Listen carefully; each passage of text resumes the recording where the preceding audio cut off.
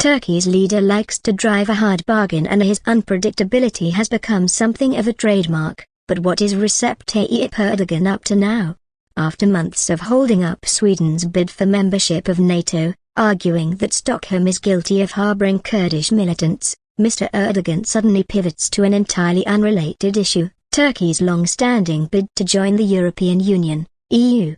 If Turkey can't join the EU, he seems to be saying, then nor can Sweden join the NATO military alliance. As far as EU officials are concerned, this is a non-starter. You cannot link the two processes, was the response of European Commission spokesperson Dana Spinant. Turkey first applied to join the EU way back in 1987, but its drift towards authoritarianism under President Erdogan brought the accession process to a halt.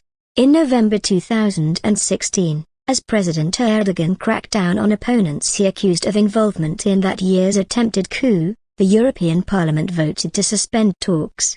Relations had already soured over the 2015 migration crisis, with EU members accusing Mr. Erdogan of diplomatic blackmail. But as an established member of NATO, since 1952, Turkey has power. All NATO members have to agree before any new members are admitted. President Biden spoke to Mr. Erdogan on Sunday, in a last-minute bid to persuade him to drop his opposition to Sweden's membership. On the eve of the summit in Vilnius, NATO's Secretary-General Jens Stoltenberg is convening a meeting between the Turkish President and Swedish Prime Minister Ulf Kristersson.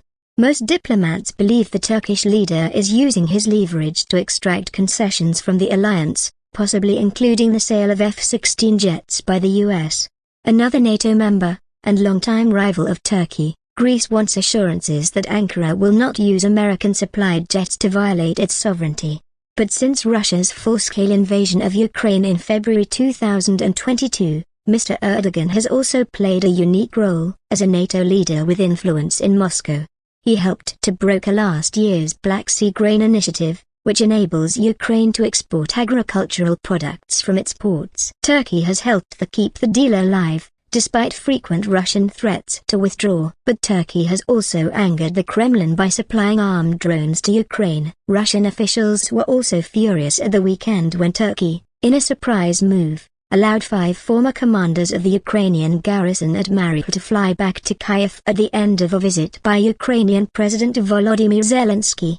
Under the terms of a prisoner exchange last year, Russia expected the men to remain in Turkey until the end of the war. Just what Mr. Erdogan's pre-summit posturing means is hard to assess. Over the course of his 2 decades in power, his allies and rivals alike have come to expect a mercurial approach. But by holding out on Swedish membership and throwing Turkey's EU ambitions into the mix so late in the day, Mr. Erdogan will not have endeared himself to his fellow leaders in Vilnius.